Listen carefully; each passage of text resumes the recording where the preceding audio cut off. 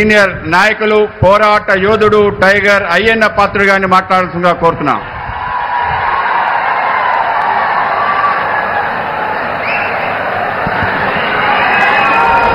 పెద్దలు గౌరవనీయులు శ్రీ నారా చంద్రబాబు నాయుడు గారికి, వేదికపై ఉన్నటువంటి జనసేన నాయకులు, బీజేపీ నాయకులు, తెలుగుదేశం పార్టీ నాయకులకి ఈవేళ ఎంతో ఉత్సాహంగా ఈ కార్యక్రమంలో పాల్గొన్నటువంటి మీ అందరికీ కూడా పేరు పేరున నా నమస్కారాలు తెలియజేస్తున్నాను. సోదరులారా, మరి ఈవేళ కన్నుల పండుగగా ఉంది.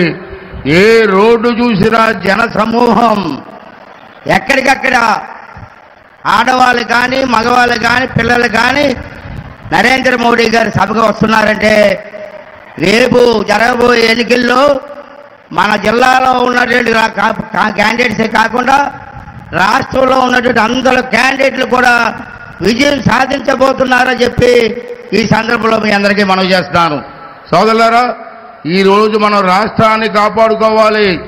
మా కోసం కాదు ఈ ఎన్నికలు, రాష్ట్ర భవిష్యత్తు కోసం, మన పిల్లల భవిష్యత్తు కోసం ఈ ఎన్నికలు. ఇది మీ అందరూ కూడా గుర్తుంచుకోవాల్సిన అవసరం ఉంది. ఇవాళ రాష్ట్రం సర్వనాశనం అయిపోయింది ఈ సైకో గాడి వల్ల. ఈ సైకోని వెంటనే ఈ రాష్ట్రం నుంచి తరిమి కొట్టకపోతే ఈ రాష్ట్రానికి భవిష్యత్తు లేదు, మన జిల్లాకి భవిష్యత్తు లేదు. అందరూ కూడా ఇవాళ సమైక్యంగా పోరాటం చేయవలసినటువంటి అవసరం ఉంది. అందుకే చంద్రబాబు నాయుడు గారు, నరేంద్ర మోడీ గారు, అలాగే పవన్ కళ్యాణ్ గారు కూడా ఆలోచన చేసి ఉమ్మడిగా పోటీ చేయాలి. ఈ సైకో గాడిని ఈ రాష్ట్రం నుంచి తరిమి కొట్టాలన్నదే ముఖ్య ఉద్దేశం అని చెప్పి మనం చేస్తాను. అంచేత మన రాష్ట్ర అభివృద్ధి చెందాలంటే రాజధాని లేని రాష్ట్రం మన ఆంధ్ర రాష్ట్రం. దానికి కారణం ఈ జగన్మోహన్ రెడ్డి సైకో. ఈ సైకోకు మనం ఓటేయాలా అని ఒకసారి ఆలోచన చేయవలసిన అవసరం ఉంది. మన పిల్లల భవిష్యత్తును నాశనం చేసినటువంటి ఈ సైకోని ఈ రాష్ట్రాన్ని తరిమి కొట్టవలసిన అవసరం ఉంది. అందుకే నేను మనం చేస్తాను, నరేంద్ర మోడీ గారికి కూడా ఒక లెటర్ ఇవ్వాలని చెప్పి ఇవాళ నేను రావడం జరిగింది. ఏంటంటే ఈవేళ ఈ దేశానికి నరేంద్ర మోడీ గారి నాయకత్వం చాలా అవసరం. అలాగే మన రాష్ట్రానికి నరేంద్ర మోడీ గారి సహకారం కూడా అవసరం. అతని సహకారం ఈ రాష్ట్రానికి అవసరం. పోలవరం పూర్తి అవ్వాలన్నా, రాజధాని పూర్తి అవ్వాలన్నా, రైల్వే జోన్ రావాలన్నా, మన ఉత్తరాంధ్ర జిల్లా సుజల స్రవంతి రావాలన్నా వీటన్నిటికి కూడా కేంద్రం తాలూకు సహకారం మనకు అవసరం.